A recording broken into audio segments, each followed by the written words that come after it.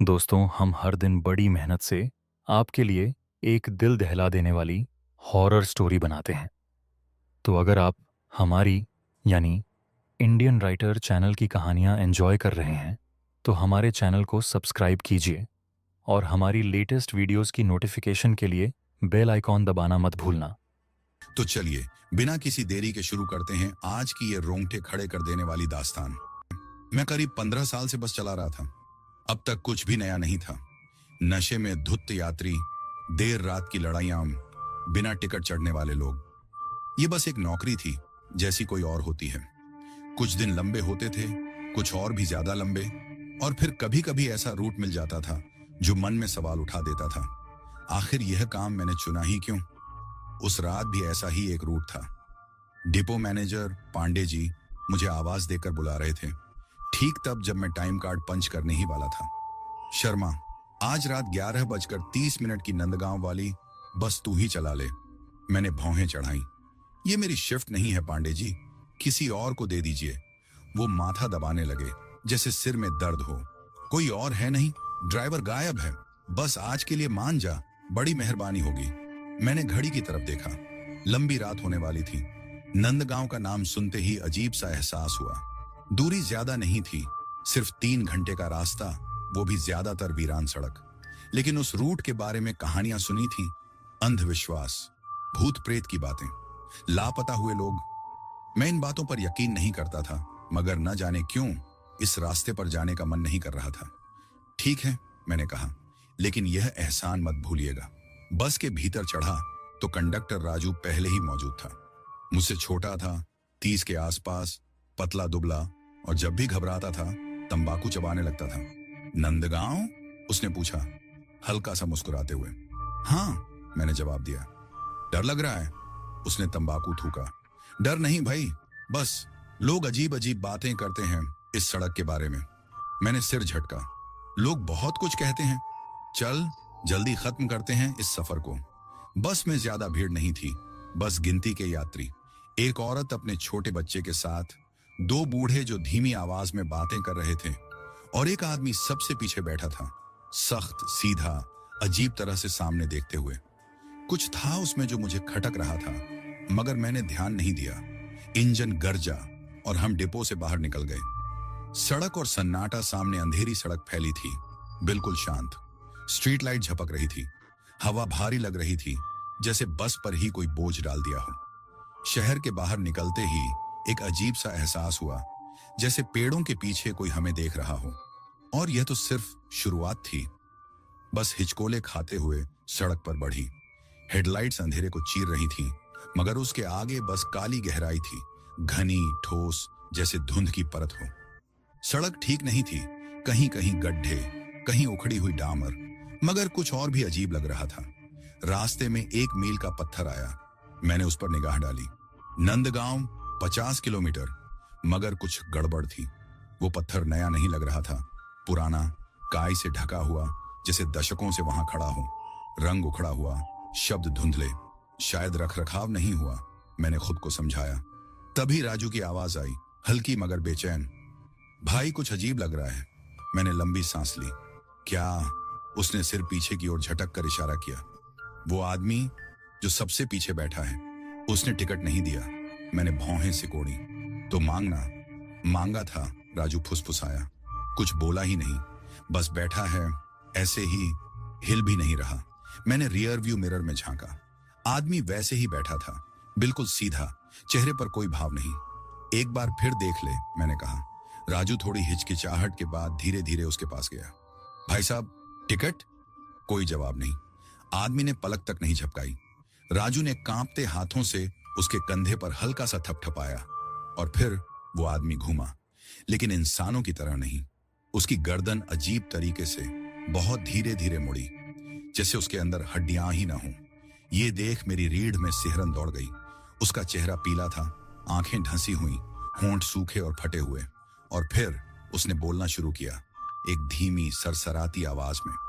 मैंने पहले ही पैसे दिया था। राजू एक कदम पीछे हट गया। नहीं भाई, आपने। बस के भीतर अचानक ठंडी हवा दौड़ गई। बाहर अंधेरा और गहरा हो गया था, और वो आदमी अब भी मुस्कुरा रहा था। मैंने पहले ही टिकट दिया था। उस आदमी ने फिर से वही बात दोहराई। इस बार उसके होंठों पर एक अजीब सी मुस्कान थी, पतली, अस्वाभाविक, जैसे किसी ने जबरदस्ती खींच दी हो। उसकी आवाज में कुछ ऐसा था जिसने मेरी रीढ़ में सिहरन दौड़ा दी। राजू ने घबरा कर एक गाली बुदबुदाई और तेजी से सामने की ओर लौट आया। उसका चेहरा सफेद पड़ चुका था। छोड़ ना, मैंने कहा, आवाज धीमी रखते हुए। एक आदमी के टिकट से क्या फर्क पड़ता है? लेकिन राजू बस सिर हिलाता रहा। भाई, वो आदमी ठीक नहीं लग रहा। मैंने उससे और बहस नहीं की। सड़क हमारे सामने फैली थी, अनंत, सुनसान, डरावनी। हमने अभी कुछ देर पहले एक मील का पत्थर पार किया था, नंदगांव, 50 किलोमीटर। लेकिन कुछ मिनट बाद जब अगला आया, उस पर भी वही लिखा था, नंदगांव, 50 किलोमीटर। मुझे अंदर ही अंदर कुछ अजीब सा महसूस हुआ। कुछ तो गड़बड़ थी। मैंने स्टीयरिंग व्हील को कसकर पकड़ लिया। उंगलियां घिसे हुए लेदर पर जम गईं। हेडलाइट्स घने कोहरे को चीरने की कोशिश कर रही थी, लेकिन धुंध गहराती जा रही थी। ऐसा लग रहा था जैसे वो बस के चारों ओर घुल रही हो, अंदर घुसने की कोशिश कर रही हो। राजू मेरी बगल में खड़ा था, होंठ चबाते हुए। भाई, ये रास्ता सही लग रहा है तुझे? मैंने गहरी सांस ली। तू भी ना। राजू, बस एक वीरान हाईवे है। उस आदमी के बारे में इतना मत सोच।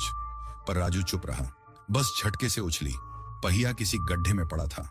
औरत जाग गई, अपनी छोटी बच्ची को गोद में समेटते हुए। बूढ़े आदमी भी अब चुप थे, और पीछे बैठा आदमी, वो अब भी वैसे ही बैठा था, बिल्कुल सीधा, बिना हिले डुले। मैंने खुद को संभाला और आगे देखा। फिर मेरा दिल एक पल के लिए रुक गया। सामने एक और मील का पत्थर था, नंदगांव, 50 किलोमीटर। सांस हलक में अटक गई। ये नामुमकिन था। हम 20 मिनट से चल रहे थे, तो दूरी कम होनी चाहिए थी। मैंने राजू की ओर देखा, लेकिन उसने भी देख लिया था। उसकी आवाज कांप रही थी। भाई, हम घूम रहे हैं क्या? मैंने सिर हिलाया। नहीं, मैं सीधे चला रहा हूं। लेकिन अगर हम सीधे जा रहे थे, तो फिर हम आगे क्यों नहीं बढ़ रहे थे? तभी वो औरत उठी। आंखों में उलझन के भाव थे। कंडक्टर साहब, उसने धीरे से पुकारा, ये बस रुकेगी कहीं? राजू ने गला साफ किया, लेकिन उसकी आवाज डरी हुई थी। कहां उतरना है आपको? आगे एक छोटा सा ढाबा आता है, औरत ने कहा। वहीं उतरना था, पर वो आया ही नहीं अब तक। मेरा गला सूख गया। मुझे पता था कि इस रास्ते पर एक ढाबा था, बिल्कुल ठीक 30 किलोमीटर बाद। हमें अब तक वहां पहुंच जाना चाहिए था, पर सड़क बस खाली थी। आगे कुछ भी नहीं था, बस वही अंधेरा, वही कोहरा, वही वीरानी। और फिर अचानक पीछे से एक आवाज आई, एक धीमी घिसटती हुई हंसी। मैंने तुरंत रियर व्यू मिरर में देखा। पीछे बैठा आदमी, वो मुस्कुरा रहा था। एक डरावनी मुस्कान। उसकी हंसी जोर से नहीं थी, मगर बस के गहरे सन्नाटे में वो किसी फुसफुसाहट की तरह मेरे कानों में रेंग गई। मैंने पीछे देखने की हिम्मत नहीं की, पर मेरी उंगलियां स्टीयरिंग व्हील पर जम गईं, हथेलियां पसीने से भीग गईं। राजू ने भी सुन लिया था। वो थोड़ा आगे झुका, उसका चेहरा तनाव से भरा हुआ। भाई, ये आदमी अजीब है। मेरे गले से मुश्किल से आवाज निकली। बस चलने दे, इग्नोर कर इसे। राजू को यकीन नहीं हो रहा था।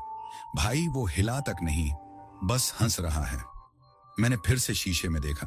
वो आदमी वही था, मगर इस बार वो सीधा मेरी तरफ देख रहा था।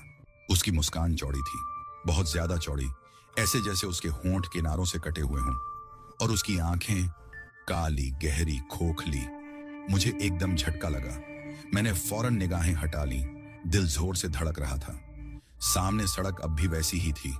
वही पेड़, वही कोहरा, वही सन्नाटा, वही मील का पत्थर। नंदगांव, 50 किलोमीटर। भाड़ में जाए। मैंने गुस्से में एक्सीलरेटर दबाया। इंजन जोर से गरजा, पर जैसे ही बस तेज हुई, हवा भारी हो गई। कोहरा और घना हो गया, जैसे किसी ने चारों ओर से इसे समेटकर बस पर डाल दिया हो। और फिर धड़ाम, छत पर जोरदार आवाज हुई। राजू उछल पड़ा। भाई, ये क्या था? मैंने कोई जवाब नहीं दिया, दे ही नहीं सका। मेरा दिल इतनी तेज धड़क रहा था कि उसके शोर में कुछ और सुनाई ही नहीं दे रहा था। धड़ाम फिर से, इस बार और तेज। छत पर कुछ था।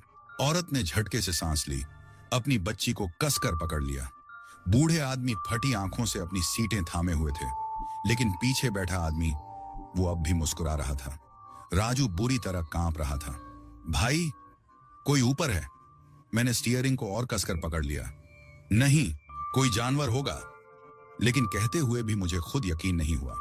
ऊपर जो भार महसूस हो रहा था वो किसी जानवर का नहीं लग रहा था।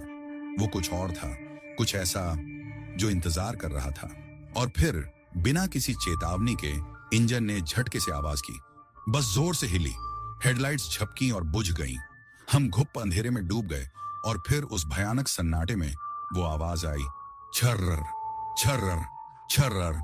लंबे नुकीले नाखून जो छत पर रगड़ खा रहे थे। बस अंधेरे में डूबी रही। हेडलाइट्स, डैशबोर्ड की रोशनी, सब खत्म। इंजन ने एक बार हिचकी ली, फिर दूसरी, और फिर एकदम चुप हो गया। बस के अंदर एक भारी खामोशी छा गई। कोई हिला नहीं, कोई सांस भी नहीं ले रहा था।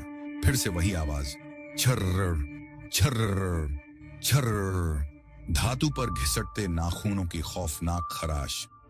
राजू का कांपता हुआ हाथ मुझसे टकराया। उसकी आवाज फटी हुई थी, भाई अब क्या करें? मैं कुछ नहीं बोला।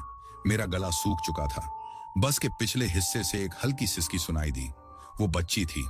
उसकी माँ ने उसे अपनी बाहों में और कस लिया, कुछ बुदबुदाते हुए, इतनी धीमी आवाज में कि सुनाई भी न दे।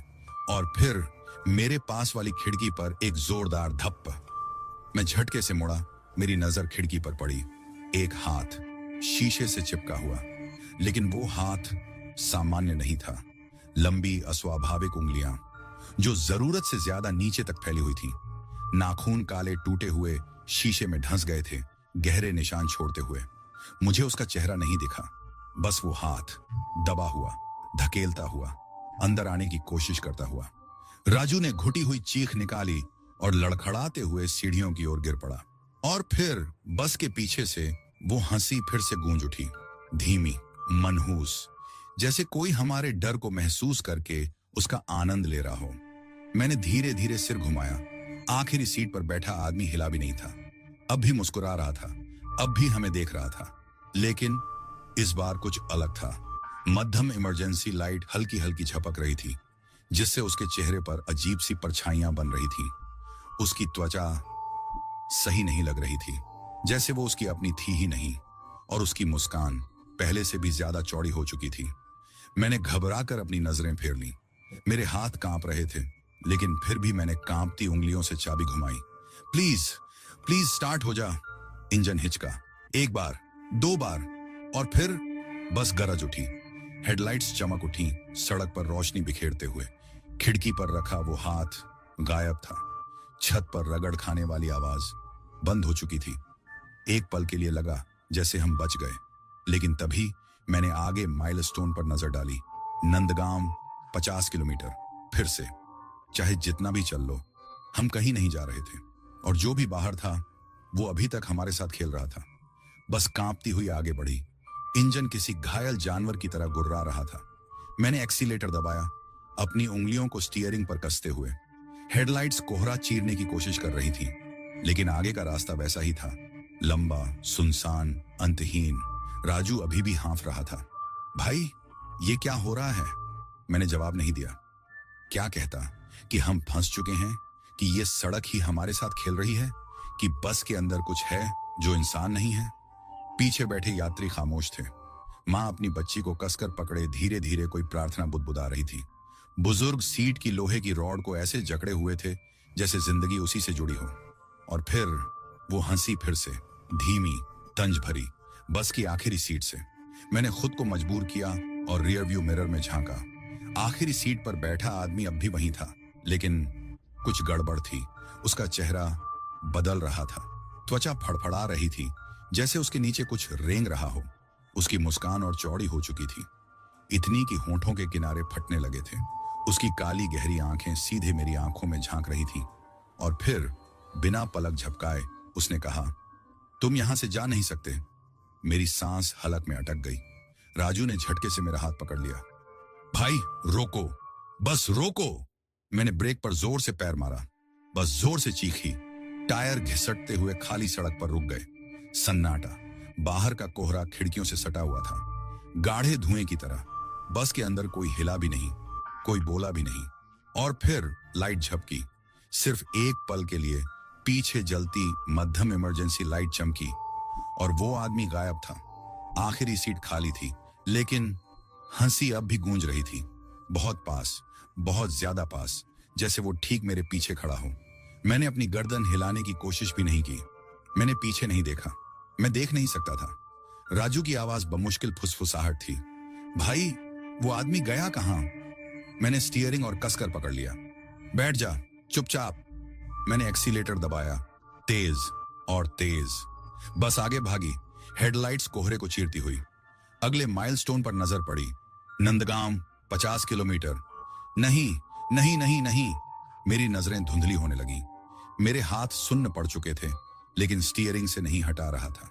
हम आगे नहीं बढ़ रहे थे, हम फंस चुके थे, और जो भी हमें शिकार बना रहा था अब वो बस के अंदर था। मैंने अपनी नजरें सड़क पर गड़ा ली। मेरा दिमाग चीख रहा था कि पीछे ना देखूं। वो आदमी भले ही दिखाई ना दे रहा हो, लेकिन उसका साया अब भी हवा में महसूस हो रहा था। राजू कांपते हुए मेरे पास सटा बैठा था। भाई वो आदमी गया कहां? मैंने कोई जवाब नहीं दिया। मैं जानना भी नहीं चाहता था। पीछे बच्ची की मां उसे और कसकर पकड़े हुए थी। एक बुजुर्ग ने कांपती आवाज में कहा, रोक दो इस गाड़ी को, हमें उतरना है। मैंने कड़वी सांस भरी। ये रास्ता हमें जाने ही नहीं दे रहा। कोई कुछ नहीं बोला, लेकिन हम सब ने महसूस किया, हमें सिर्फ रास्ता नहीं भुलाया गया था, हमें कब्र में उतार दिया गया था। पहली मौत। बस के पीछे से आवाज आई, धीमे, टप टप टप। फर्श पर नंगे पैरों की आहट गूंज रही थी। राजू ने एक घुटी हुई सांस छोड़ी। उसने धीरे से गर्दन घुमाई, कंधे के ऊपर से झांकते हुए, और फिर वो कांपते हुए पीछे की तरफ लड़खड़ा गया, सीधे डैशबोर्ड से टकराते हुए। मैं देखना नहीं चाहता था, लेकिन मुझे देखना पड़ा।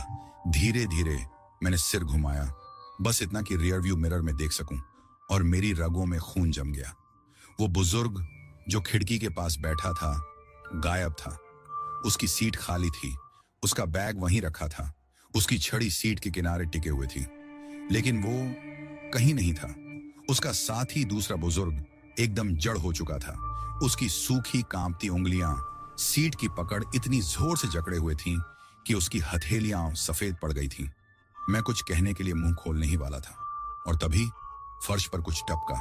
एक गीली भारी बूंद, फिर दूसरी, फिर तीसरी, टप टप टप। मेरी नजरें आवाज के साथ ऊपर उठी, और फिर मैंने उसे देखा।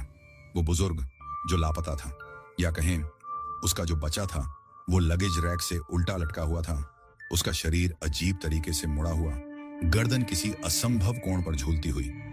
उसका चेहरा खींच चुका था, मुंह खुला हुआ, लेकिन आवाज नदारद। उसकी आंखें फटी हुई, उभरी हुई, नीचे हमें घूर रही थी, सब कुछ देखती हुई। उसकी उंगलियां हल्की सी हिली, फिर उसके होंठ हिले। कोई आवाज नहीं निकली, बस दो शब्द, वापस जाओ। बस जोर से झटके से कांपी। मैं झटके से आगे झुका, स्टीयरिंग कसकर पकड़ते हुए। सड़क अचानक मरोड़ खा गई, कोहरा और घना हो चुका था। बस चलते रहना चाहती थी, लेकिन वो शब्द मेरे दिमाग में गूंज रहे थे, वापस जाओ, लौटो, बचो। लेकिन कैसे, जब यह सड़क खत्म ही नहीं हो रही थी? मैंने ब्रेक पर पूरी ताकत से पैर मारा। बस घिसटती हुई चीख उठी। टायरों की रगड़ से सड़क पर अजीब सी आवाज गूंज गई। यात्रियों ने घबराकर चीखें मारी, उनके शरीर आगे की ओर लुढ़क गए। लेकिन बस रुकी नहीं। मैंने महसूस किया कि ब्रेक काम ही नहीं कर रहा था। पेडल पूरी तरह दब चुका था, लेकिन पहिए अब भी घिसटते हुए आगे बढ़ रहे थे। इंजन शांत था, स्थिर, जैसे अब बस हमारी नहीं थी, जैसे किसी और के कब्जे में आ चुकी थी। राजू ने डैशबोर्ड पकड़ लिया। उसकी आवाज दहशत से भरी थी, भाई ब्रेक नहीं लग रहा। मेरा गला सूख चुका था, कुछ भी कंट्रोल में नहीं है। मैंने हाथ ब्रेक को पूरी ताकत से खींचा, कुछ नहीं, बस वैसी ही चलती रही, एक कटी पतंग की तरह। अब बस किसी और की डोर में थी। पीछे यात्री हाहाकार कर रहे थे। बच्ची की मां उसे अपने सीने से चिपकाकर बुदबुदा रही थी। वो दूसरा बुजुर्ग, वो बस उस खाली सीट को देख रहा था, देखते ही जा रहा था, जैसे अगर उसने नजर हटाई तो कुछ और भी डरावना सामने आ जाएगा। और राजू, उसकी आंखें रियर व्यू मिरर पर अटक गईं। मैंने उसका पीछा करते हुए मिरर में झांका। वो लाश गायब थी, न खून न कोई निशान, बस वो लगेज रैक हल्का सा झूल रहा था, जैसे वहां कोई कभी था ही नहीं। राजू ने कांपते हुए मेरी तरफ देखा। उसका चेहरा पसीने से भीगा हुआ था। भाई हमें क्या करना चाहिए? मैं नहीं जानता था, मेरे पास कोई जवाब नहीं था। लेकिन तभी लाइट झपकी और कोहरा हिला और फिर शक्लें उभरी, ऊंची, पतली, बिल्कुल अस्वाभाविक। उनके हाथ बहुत लंबे, उनके सिर अजीब कोणों पर झुके हुए। सड़क के दोनों ओर वो खड़े थे, हमें देख रहे थे, इंतजार कर रहे थे। तभी बस के अंदर एक फुसफुसाहट गूंजी, धीमी, दूर से आती हुई, जैसे कोई दरवाजे के सुराख से होकर फुसफुसा रहा हो। और फिर एक आवाज, बाहर से नहीं, किसी यात्री से नहीं, बल्कि इंजन के अंदर से। एक गहरी खड़खड़ाती सांस और फिर एक शब्द, एक ऐसा शब्द जो इंसानी आवाज में नहीं कहा गया था। और पास स्टीयरिंग खुद ब खुद घूम गया। बस अचानक बाईं ओर मुड़ गई, उन आकृतियों की तरफ जो कोहरे में खड़ी थी। मैंने स्टीयरिंग पर पूरी ताकत से पकड़ जमाई, उसे वापस सीधा करने की कोशिश की, लेकिन कोई अनदेखी ताकत उसे खींच रही थी। मेरी बाजुएं कांप रही थी, मांसपेशियां दर्द से चीख रही थी। राजू ने भी झपट कर स्टीयरिंग पकड़ लिया। उसकी आवाज टूट रही थी, भाई सीधा रख। मैंने दांत भींच लिए, कोशिश कर रहा हूं। बस जोर से झटके खाने लगी, टायरों से दर्दनाक चीख निकली, पूरी धातु की बनावट कांपने लगी, जैसे कोई बहुत बड़ा और ताकतवर चीज हमें जकड़ रही हो। और फिर अचानक सब कुछ शांत हो गया, बस एक झटके में रुक गई। इंजन एक ही पल में मरा हुआ सा हो गया। सन्नाटा, यात्री सांसें रोके बैठे थे। कोहरा खिड़कियों पर दबाव बना रहा था, जैसे ये केवल कोहरा नहीं था, कुछ और था।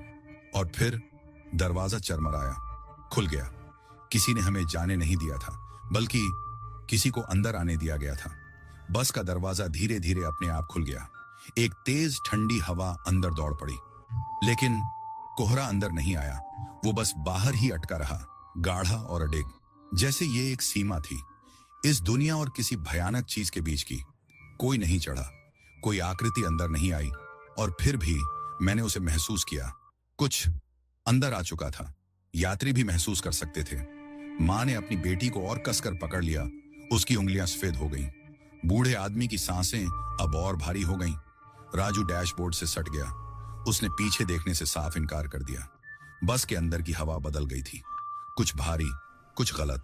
मैंने गियर स्टिक की तरफ हाथ बढ़ाया, मेरी हथेलियां पसीने से भीगी हुई थीं। राजू, दरवाजा बंद कर। वो हिला तक नहीं। राजू! वो झटके से होश में आया और दरवाजे के लिवर पर झपटा, लेकिन वो हिला तक नहीं।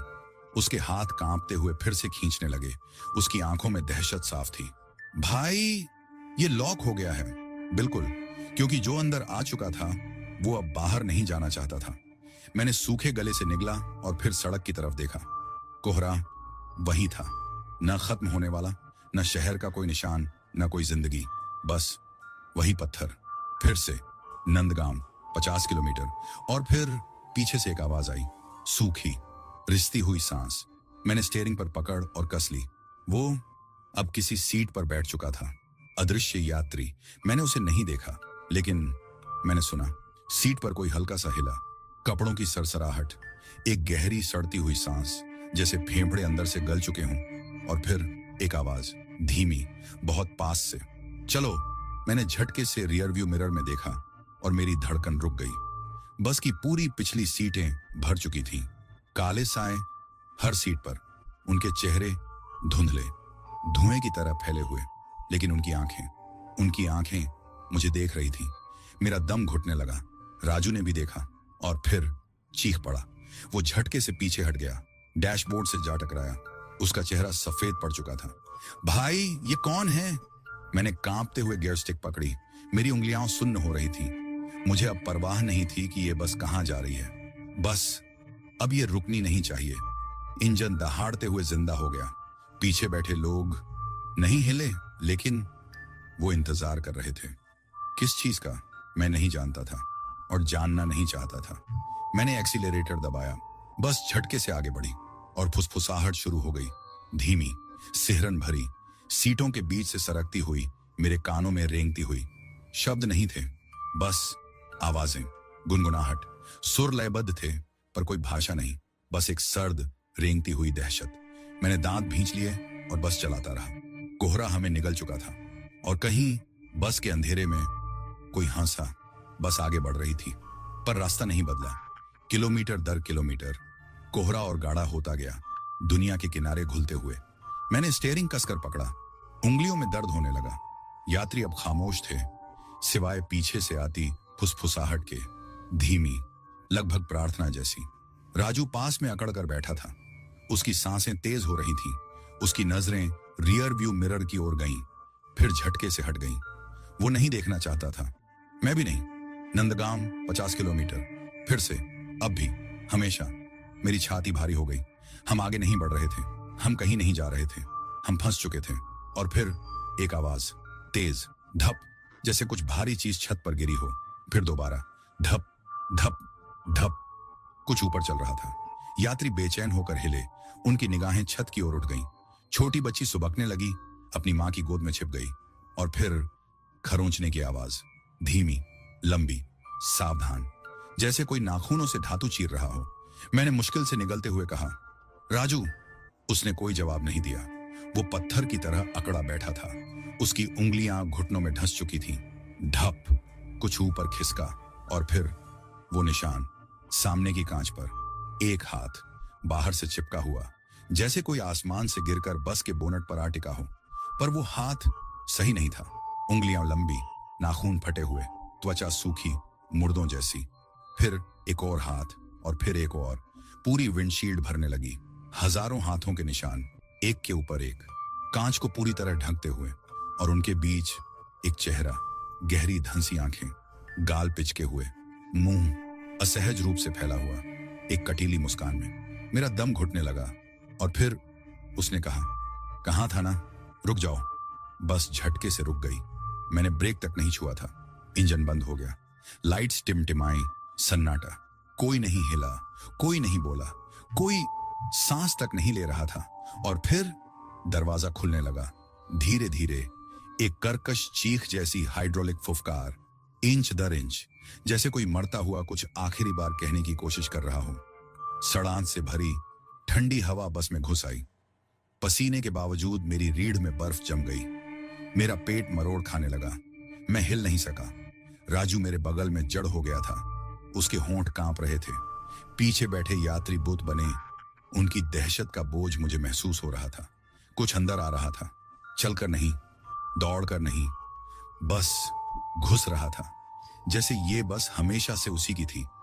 पहले तो मैंने कुछ नहीं देखा, बस हवा में एक बदलाव, सर्दी जो हड्डियों में घुसती चली गई, फुसफुसाहट जो अब यात्रियों की नहीं थी, वो और करीब थी। और फिर पहला कदम, बस की धूल भरी जमीन पर एक गीला नंगे पांव का निशान उभर आया, बिल्कुल अकेला, सड़ा गला। फिर एक और, फिर एक और। निशान सीधे बस की गली में अंदर जा रहे थे, पर वहां कोई नहीं था। और फिर बस ने सांस ली, धातु करा उठी, सीटें चरमराई। कोई बीच में से गुजर रहा था, देखा नहीं जा सकता था, पर उसका बोझ पुरानी चमड़े की सीटों में ढंसता चला गया। बच्ची की मां सिसक उठी, अपने बच्चे को और कसकर पकड़े हुए। बूढ़ा आदमी चुपचाप आंखें मूंदे बैठा रहा, उसके होंठ फड़फड़ा रहे थे, एक मौन प्रार्थना में। और फिर राजू, उसने सबसे बड़ी गलती कर दी। उसने देख लिया, उसके गले से एक घुटी हुई चीख निकली। उसकी आंखें किसी ऐसी चीज पर जम गईं जो मुझे दिखाई नहीं दे रही थी। वो झटके से पीछे हटा, गियर लीवर से टकराया। उसका मुंह खुला, पर आवाज नहीं निकली, सिर्फ घुटी घुटी सांसें। फिर वो दम घुटने लगा, उसके हाथ उसके गले पर कस गए, उसका शरीर मरोड़ खाने लगा, आंखें बाहर उभर आईं, गर्दन की नसें काली पड़ने लगीं, जैसे कोई अदृश्य चीज उसे जकड़ रही थी। राजू! मैं झपट पड़ा, उसे पकड़ लिया, खींचने की कोशिश की, पर वो अपने दम पर नहीं हिल रहा था। कुछ उसे खींच रहा था, धीरे धीरे, गली में पीछे, उन खाली सीटों की तरफ जहां फुसफुसाहट इंतजार कर रही थी। राजू, मेरा हाथ पकड़! उसने कोशिश की, उसकी उंगलियां कांप रही थीं, उसके नाखून मेरी चमड़ी में धंस गए। पर जितना मैं खींचता, उतना ही वो फिसलता गया। फिर उसके पैर जमीन से उठ गए, उसका शरीर ऊपर उठ गया, जैसे किसी ने उसे अदृश्य हाथों में उठा लिया हो। और फिर उसके होंठ हिले, पर आवाज राजू की नहीं थी। तू भी रुक जा! मेरा हाथ छूट गया। राजू पीछे उछला, सीधे आखिरी सीटों की ओर, गायब। मैं पलटा, घबराया हुआ। यात्री सहम कर मुझसे दूर हट गए, उनकी आंखों में डर था। मैंने पीछे देखा, आखिरी सीटें अब फिर से भरी हुई थीं। काले साए बैठे थे वहां। जहां इंसान होने चाहिए थे वहां बस धुंधले हिलते हुए चेहरे थे। और बीच में राजू, उसका सिर झुका था, सीने से बस धीमी धीमी सांसें उठ रही थीं। और उसके पीछे कुछ लंबा, कुछ डरावना, मुस्कुराता हुआ। मैंने इग्निशन घुमाया, बस दहाड़ उठी, दरवाजा खुद ब खुद झटके से बंद हो गया और मैंने गाड़ी बढ़ा दी। पता नहीं कहां, पता नहीं कैसे, बस भागना था। पर अंदर ही अंदर मैं सच जानता था, इस रास्ते से कोई बचकर नहीं जाता और मेरा वक्त खत्म हो रहा था। मैं कोहरे में अंधाधुंध दौड़ा, हाथ कांप रहे थे। सामने सड़क अंधाधुंध खींचती जा रही थी, बेरहम और अंतहीन। माइलस्टोन सामने आया, नांदगाम 50 किलोमीटर। अब भी वही, जैसे मैंने कोई दूरी तय ही नहीं की, पर मैंने की थी। पेड़ भागते दिखे थे, टायरों की गड़गड़ाहट महसूस की थी, बस आगे बढ़ रही थी। फिर भी हम कहीं नहीं थे। और राजू, मैंने हिम्मत करके रियरव्यू मिरर में देखा। वो आखिरी सीट पर जैसे पहले था वैसा ही पड़ा था। उसका सिर झुका हुआ, शरीर निढाल, सांसें धीमी, अनियमित। वो जिंदा था, पर क्या वो अब भी राजू था? क्योंकि उसके बगल में वो साए अब मुझे देख रहे थे। उनके चेहरे गलत थे, धुंधले, जैसे उनकी चमड़ी एक जगह टिकने को तैयार ही नहीं थी। उनके सिर अजीब से कोण पर झुके थे, जैसे वो किसी ऐसी आवाज को सुन रहे थे जो मुझे सुनाई नहीं दे रही थी। और फिर उनमें से एक हिला, इंसानों की तरह नहीं, वो झटके से आगे आया। एक धुंधली गति, 1 सेकंड पहले वो सीट पर था, अगले ही पल करीब मेरा पेट मरोड़ खा गया। वो मेरी तरफ आ रहा था। मैंने स्टीयरिंग कसकर पकड़ लिया। नहीं नहीं, मैं गाड़ी नहीं रोक सकता। बस जोर से हिली, फुसफुसाहट पीछे और तेज हो गई। और फिर किसी ने मेरा कंधा पकड़ लिया, ठंडा, गलत। नाखून मेरी चमड़ी में धंस गए। मैंने झटके से स्टीयरिंग घुमाया, बस तेजी से बाईं तरफ झुकी। यात्री चीख उठे, टायर चीखते हुए घिसट गए, धातु कराह उठी। मैंने स्टीयरिंग संभालने की कोशिश की, पर तभी मैंने उसे देखा। बीच सड़क पर खड़ी थी एक औरत, साड़ी भीगी हुई, शरीर से चिपकी हुई। उसके लंबे गीले बाल चेहरे पर लटके हुए थे। उसके पैरों के नीचे पानी फैल रहा था, सड़क में रिश्ता जा रहा था। फिर उसने सिर उठाया और उसकी आंखें खाली, काली, टपकती हुई। उसने मुंह खोला और चीख पड़ी, एक आवाज जो इंसान की नहीं थी, जो दुनिया को चीर कर रख सकती थी। खिड़कियां छटक गईं, बस हिल उठी और कोहरा सब कुछ निगल गया। चीख सिर्फ आवाज नहीं थी, वो एक ताकत थी, बस कांप उठी। शीशे दरक गए, कानों में घंटियां बज उठी, खोपड़ी फटती महसूस हुई। यात्री चीखते हुए अपने कान ढंकने लगे। पर अब ये आवाज बाहर से नहीं आ रही थी, ये बस के अंदर थी, हर जगह थी। मैंने ब्रेक दबाया, पर कोई फायदा नहीं। स्टीयरिंग बेकाबू था, बस अब मेरी नहीं रही थी। कोहरे ने औरत को निगल लिया। एक पल के लिए उसका शरीर धुंधला पड़ा, फिर धुएं की तरह घुल गया और फिर बस रुक गई, बस ऐसे ही। फिर आया दम घोंट देने वाला सन्नाटा। मैंने राजू की तरफ देखा, वो वैसा ही बैठा था। और फिर यात्री बदलने लगे। मां का सिर झटके से हिला, उसकी गर्दन एक अजीब कोण पर मुड़ गई। उसके होंठ हिले, लेकिन आवाज उसकी नहीं थी। वापस जाओ। उसकी गोद में बैठी बच्ची कांपने लगी। उसके गले से एक अजीब घुटी हुई आवाज निकली। नन्हे हाथ हवा में किसी अदृश्य चीज को पकड़ने लगे। वापस जाओ। बूढ़े आदमी की आंखें उलट गईं। उसका कमजोर शरीर झटके से आगे झुका। उसका मुंह खुला, लेकिन उसमें से कोई आवाज नहीं निकली। फिर आवाजें गूंजने लगी। वापस जाओ।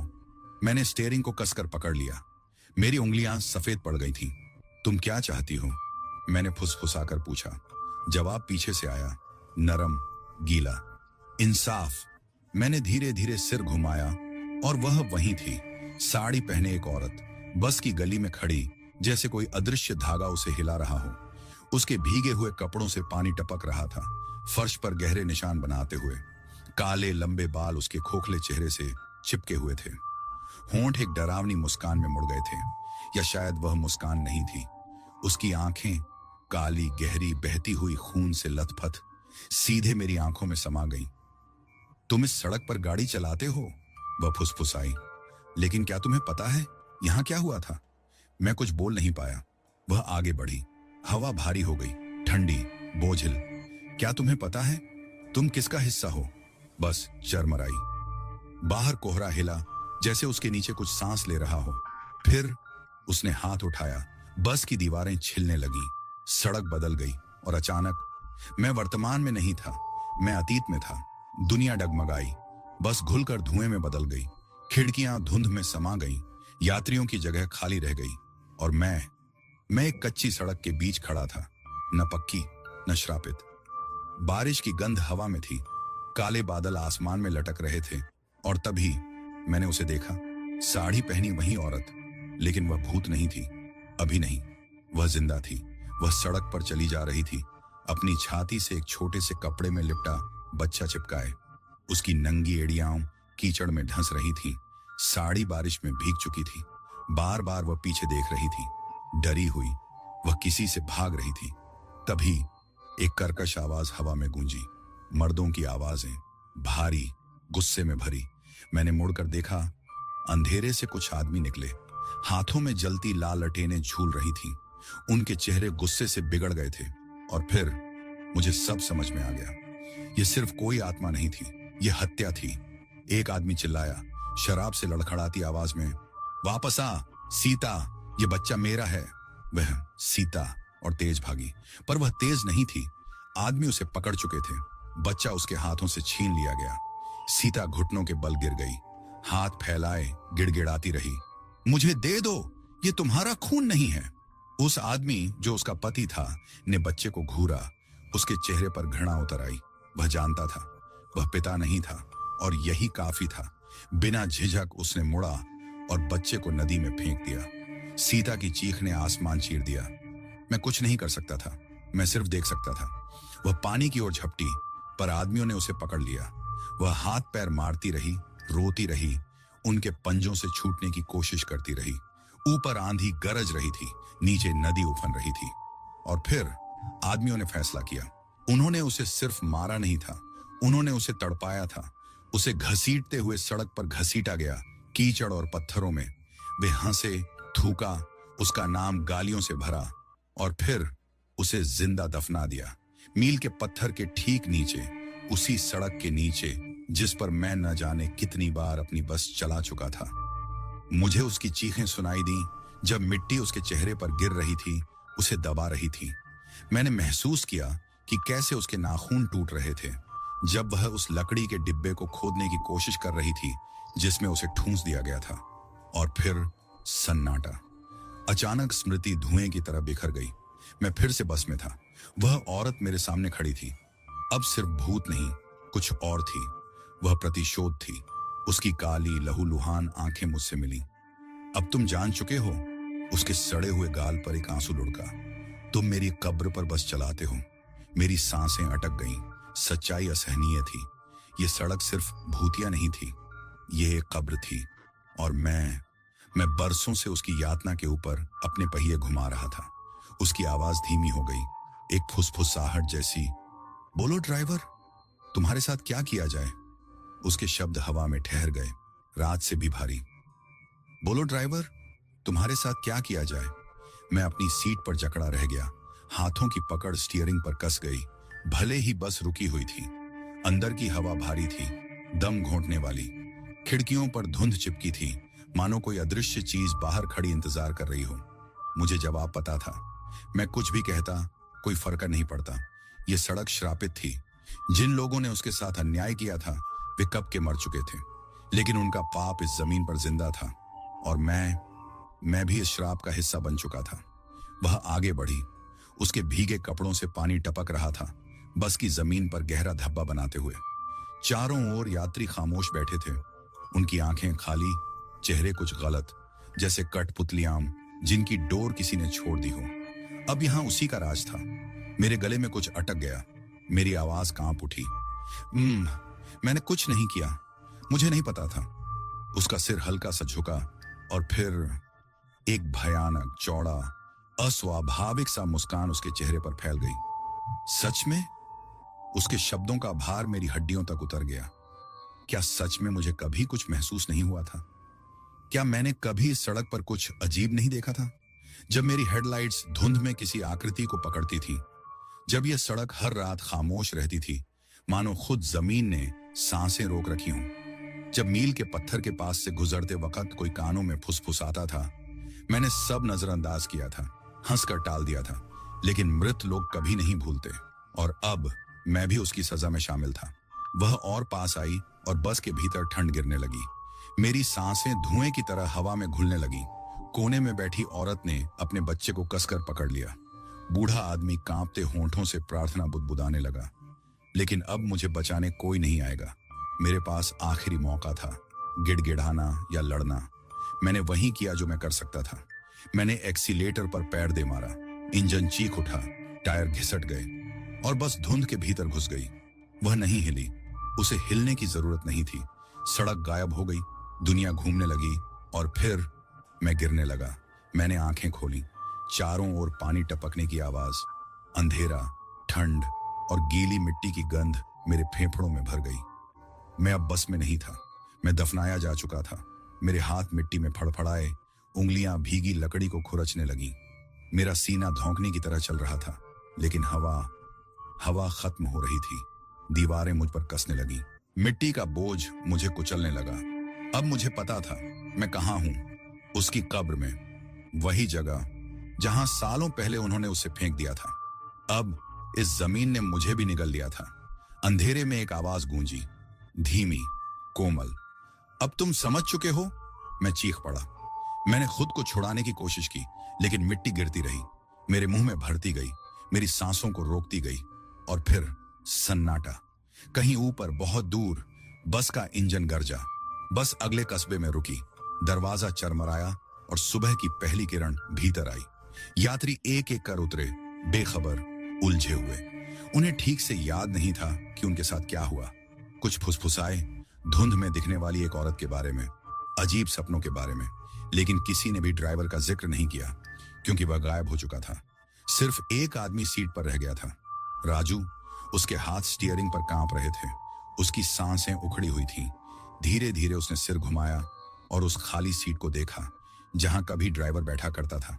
अब बस को अपना नया ड्राइवर मिल चुका था, और यह सड़क अब भी खत्म नहीं हुई थी। आखिरी यात्री बस से उतरा। राजू की नजर सामने के शीशे से बाहर गई। धुंध छोंट चुकी थी, सूरज उग आया था, लेकिन मील का पत्थर वहीं खड़ा था, अब भी इंतजार करता हुआ। राजू ने भारी उंगलियों से इग्निशन की ओर हाथ बढ़ाया। तभी पीछे की सीट से एक सरसराती आवाज आई, चल ड्राइवर, रात लंबी है।